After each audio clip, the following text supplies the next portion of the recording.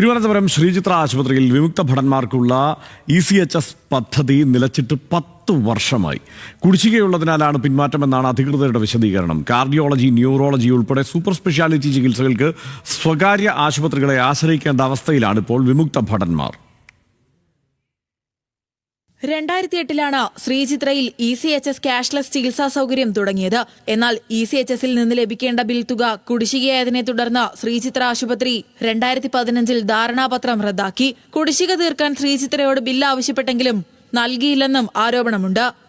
കഴിഞ്ഞ 10 വർഷമായി 56 ലക്ഷം രൂപ പെൻഡൻസി ആയിരുന്നിട്ടും ആ തുക ECHSൽ നിന്ന് വാങ്ങിക്കാനുള്ള ഒരു നടപടിയും ശ്രീചിത്ര സ്വീകരിച്ചില്ല എന്നുള്ളതാണ് ഇതിലെ ഏറ്റവും വലിയൊരു വിരോധാഭാസം. കാരണം ഇത്തരത്തിൽ ആ ബില്ല് ക്ലിയർ ചെയ്യുകയാണെങ്കിൽ ECHS പദ്ധതി വീണ്ടും പുനരാരംഭിക്കേണ്ടതായി വരും. അങ്ങനെ ഒരു താല്പര്യം ശ്രീചിത്രയുടെ ഭാഗത്തു നിന്നും ഉണ്ടാകുന്നില്ല എന്നുള്ളത് നിരാശാജനകമായ ഒരു കാര്യമാണ്. പദ്ധതിയുടെ ഭാഗമായി 67 ലക്ഷത്തിലേറെ രൂപ കുടിശ്ശികയുണ്ടെന്നാണ് ശ്രീചിത്ര അധികൃതർ പറയുന്നത്. ഇതുമായി ബന്ധപ്പെട്ടുള്ള രേഖകൾ വിവരാവകാശ നിയമപ്രകാരം തേടിയപ്പോൾ അത് RTI പരിധിയിൽ വരുന്നതല്ലെന്ന മറുപടിയാണ് ലഭിച്ചത്. വിഷയത്തിൽ വിമുക്ത ഭടന്മാരുടെ സംഘടനകൾ കേന്ദ്ര പ്രതിരോധ മന്ത്രിക്കടക്കം പരാതി നൽകിയെങ്കിലും പരിഹാരമായില്ല. ECHS ശ്രീചിത്രയുമായി ചർച്ചയ്ക്ക് കത്ത് നൽകിയെങ്കിലും അനുകൂല പ്രതികരണം ഉണ്ടായിട്ടില്ല. ന്യൂസ് മലയാളം, തിരുവനന്തപുരം.